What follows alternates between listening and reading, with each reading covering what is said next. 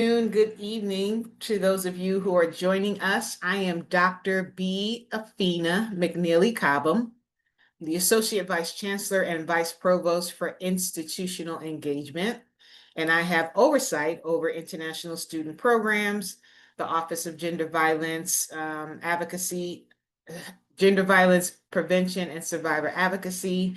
I also supervise the Posse Scholarship Program and work very closely with our faculty and staff and student organizations in partnership with Student Affairs. Again, thank you for joining and spending some time with us for us to talk about the UNCSA experience from the international student lens. Just give me a moment here. I want to share my screen and pull up my presentation, and then we can go from there. I am going to stop at some point during the presentation and take questions, specifically around the visa process. And so we'll get to that. And so many of you might know that University of North Carolina School of the Arts is the home of the Fighting Pickle. And so I thought he should greet us on the first slide. That is how you spell my name in person. Last name is McNeely Cobham, or Dr. MC for short. I should have mentioned I also serve as the primary designated school official. Another team member who's not on the call because he is joining us officially as of next week is Attorney Jesse Rule.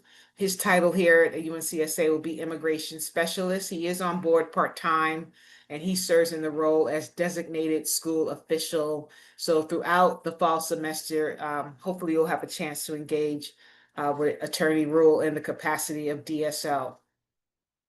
So I wanted to start right away with talking about the visa process, the steps necessary, and then I will take a pause and ask for you to jot down your questions in the Q&A box if you have questions specifically related to the visa process, and we'll continue on with other aspects of the presentation. So far, if you've gotten all your materials in through the Slate portal, you would have received from me, or before May 9th, Maggie Williams, when she was in the role. So either Maggie or myself would have gotten you an I-20 form if you were in need of an F-1 visa. And that is the visa that allows students to come into the United States to pursue their studies. So after receiving a digital copy of that I-20, your next step would be to pay the I-901 service fee in the amount of $350 US. You want to be sure to keep that receipt, and then you would complete the F-1 visa application known as the DS-160, which will be used to secure your visa appointment at the embassy or consulate of your choice. You want to keep the confirmation page after you fill out that application. It's usually the very last step after you sign and submit.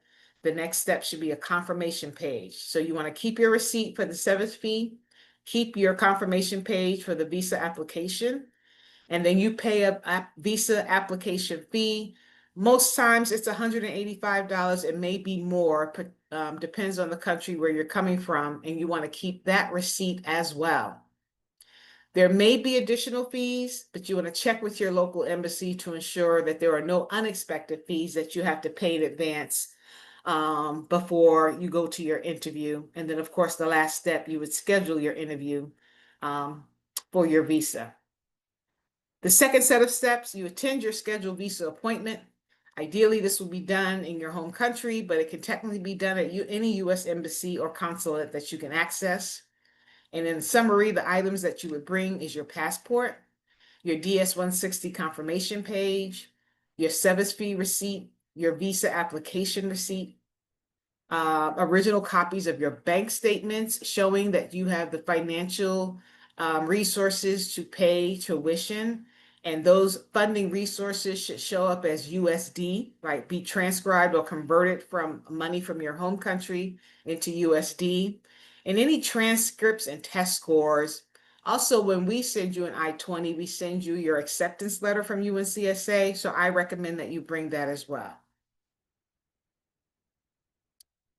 Next, once you have your US visa, you'll be able to enter the United States within 30 days of your initial program start date, which is listed on the I-20 as August 18th is the start date for school.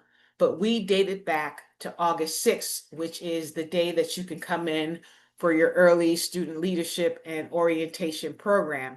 That's specific to college students, that date. So August 6th is specific to college students who are participating in the student leadership and orientation program that begins on August 7th. For my high school students who are on the call, you will hear directly from high school leadership about the date that you should come onto campus to start your high school orientation process. If you encounter problems and expect to enter the country after the program start date, after August 18th, please get in touch with me and let me know using the email address in chat, and you'll see my email address again in this presentation. Here's another thing. So we are acutely aware here at USA of the number of different shifts and changes happening as it relates to policy on the federal level. So I'm asking everybody to email me by Monday, June 23rd, or as soon as you can, if you're watching a recording of this, email me and let me know if you have your visa, F1 visa or any other type of visa. So it might be E as in Evan, it might be H, or any way that you might be here in the United States under visa. Please email me to let me know that you have it. If you don't, let me know when your visa interview is. If you've had the interview and now you're just waiting for approval, in other words. If you are scheduled for an interview, I want to know that. If you don't have an interview scheduled, I definitely need to know that, because now we'll start to work one-on-one together to talk about and discuss whether or not it's feasible for you to start during the fall semester if there's going to be a delay in your ability to be able to come to the United States and start your enrollment. So let me say that again. I want to know if you have your visa in hand already, whether it's F1 or any other. I want to know if you had your visa interview and now you're waiting for approval. I want to know if your visa interview is scheduled, or if you are not scheduled for an interview, you've been placed on pause or something has occurred. Email me and let me know what your status might be. So I want to pause right here and look to see if there's any questions in the Q&A box specifically as it relates to visa.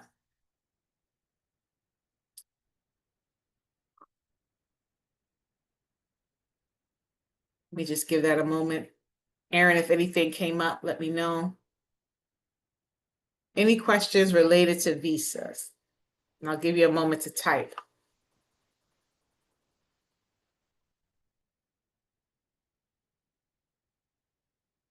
Okay, we'll keep going, and I can always come back to where I left off. Okay.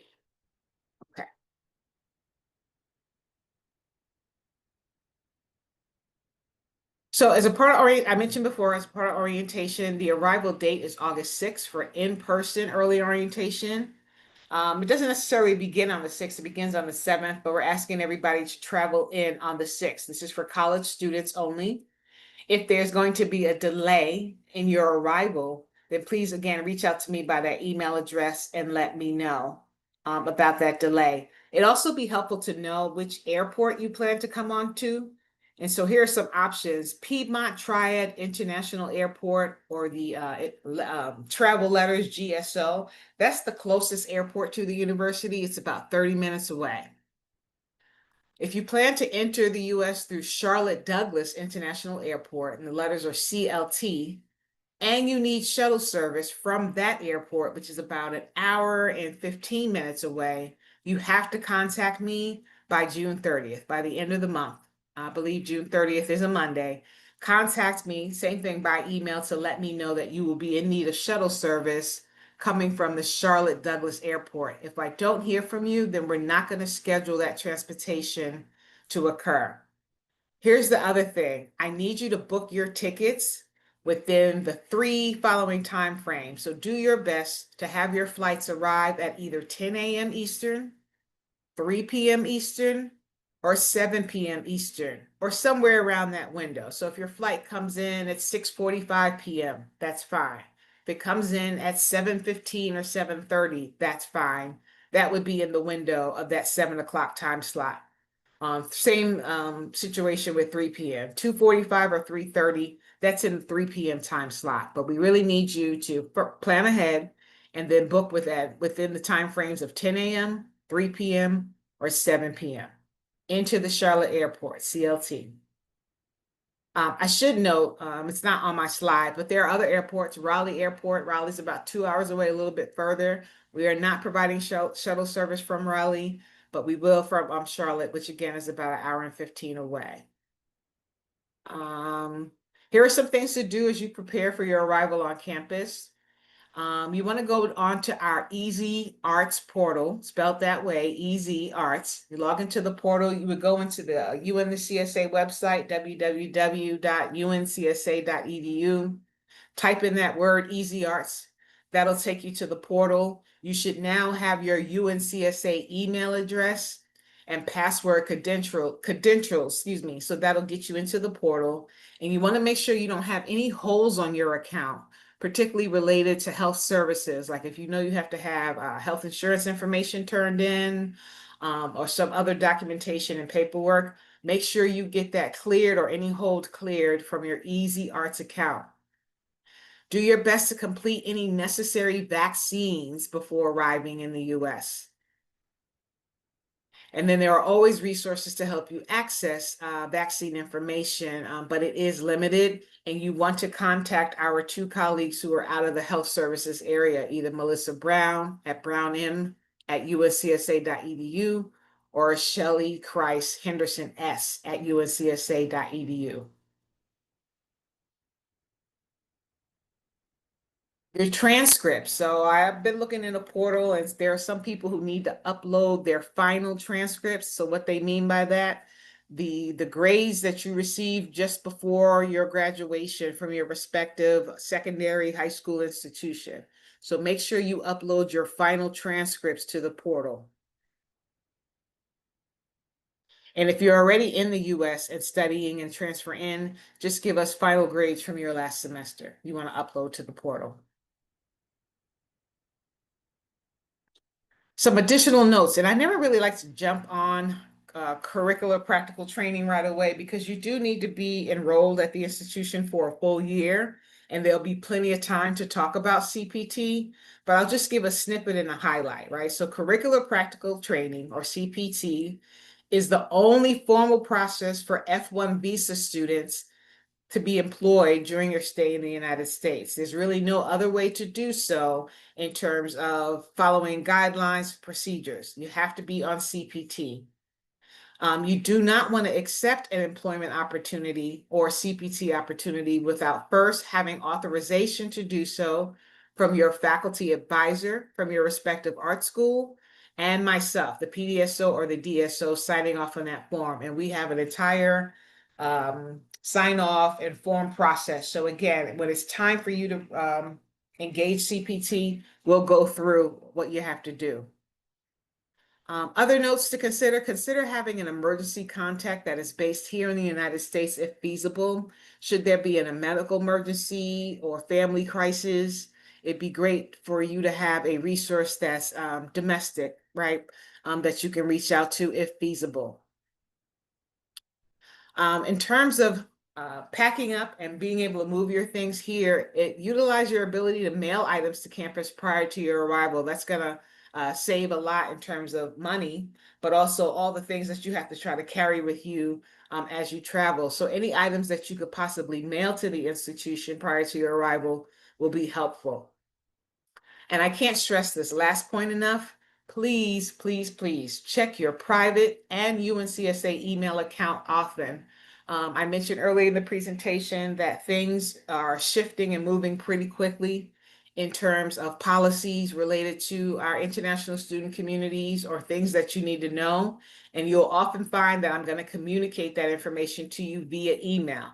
So please make sure that you make it a practice to check both your private and UNCSA email account for any information that might be forthcoming.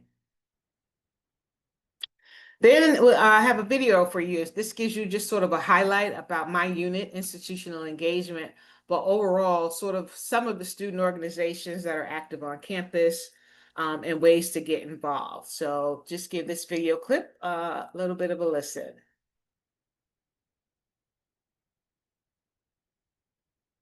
Oh, wait. I think I have to do the sound, right, Aaron? Got it. Let's go back. At UNCSA, students not only prepare for their artistic careers, they also have access to a wide range of support services and leadership development programs to help them grow both personally and professionally. Whether you're becoming a fighting pickle for high school, for college, or graduate studies, we strive to create a clear path to success for all students, free of unnecessary barriers. Helping students succeed is about identifying potential roadblocks before they become a problem. We collaborate with students, faculty, and staff to create a campus environment that's empathetic and responsive to everyone's needs. For example, the Office of International Programs provides support in the areas of visa compliance, adjusting to life in the U.S., and resource referrals, which are many of the services needed to thrive abroad. From UNCSA Pride to the Disability and Neurodivergence Artists Collective and everything in between, UNCSA has student-led organizations that celebrate individuality, promote belonging, and establish connections that allow artists to push the boundaries of their craft. Our high school student engagement programs are designed to foster an environment where students from all backgrounds feel valued, respected, and empowered to express their authentic selves. The coordinator of leadership development collaborates with student organizations to foster student success and support. A core value at UNCSA is fostering interdisciplinary work through the arts. We encourage students to immerse themselves in campus-sponsored events, such as the annual Food Fest hosted by the International Student Association, the fashion show produced by artists of color, movie nights sponsored by Asians Come Together, campus lecture series, and more. These activities are a great way to complement student studies. As you join the Fighting Pickle community, we celebrate, affirm, and respect your unique voice and perspective as a person and as an artist. Most importantly, we are here to facilitate your success. I invite you to connect with us. We are located on the 3rd floor of Haynes Student Commons, right across from the Pickle Jar. See you soon.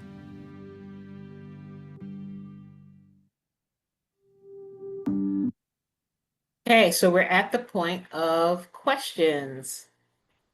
So I'll stop sharing my screen so I can see the questions that come up.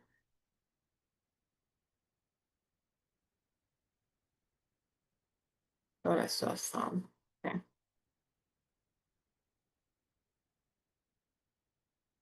I will wait, because it may take a second to type.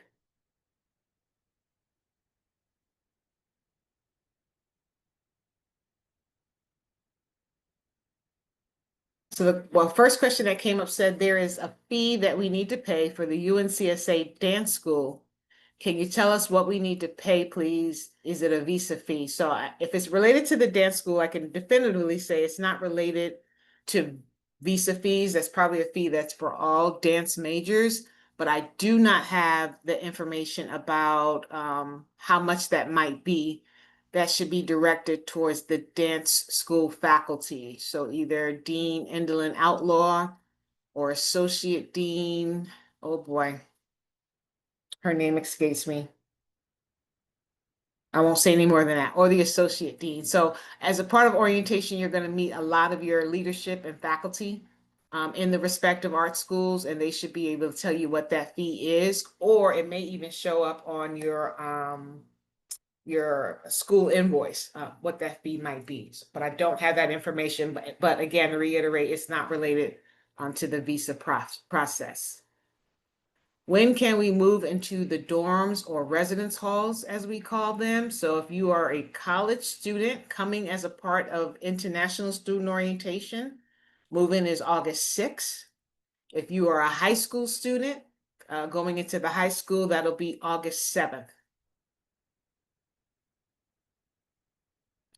Other question says, if allocated on-campus housing, will international students be allowed to move in a few days earlier than the August 6th move-in date? The answer to that is no. However, email me if you have some extenuating circumstances that we need to know about, and I can talk to Vice Provost Laurel Donnelly and Assistant Dean Jasmine Clark to see what they might be able to do, but I can't make a guarantees. The dates are set for August 6th. College students international, August 7th, high school students international.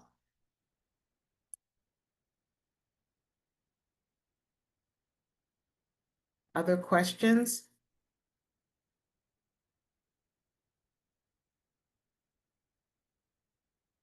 I'll give you a moment to type.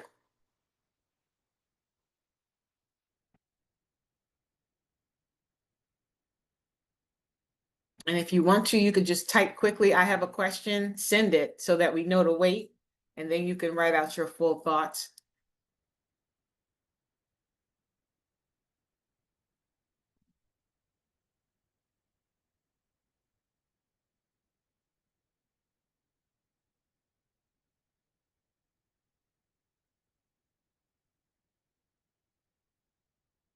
Aaron, you hear me saying the word Aaron, I'm talking to one of my colleagues behind the scenes who's doing a great job. I don't see any other questions, so we can end the session there. Again, please email me if you have other questions directly about visa or international student enrollment. And if you have larger questions about the broad orientation, you want to use the orientation email address.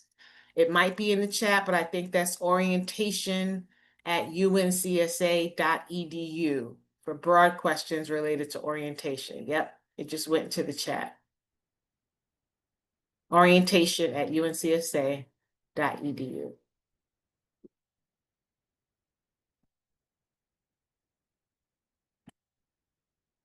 Okay, thanks everybody. I'll see you soon. August will be here before you know it. Thank you.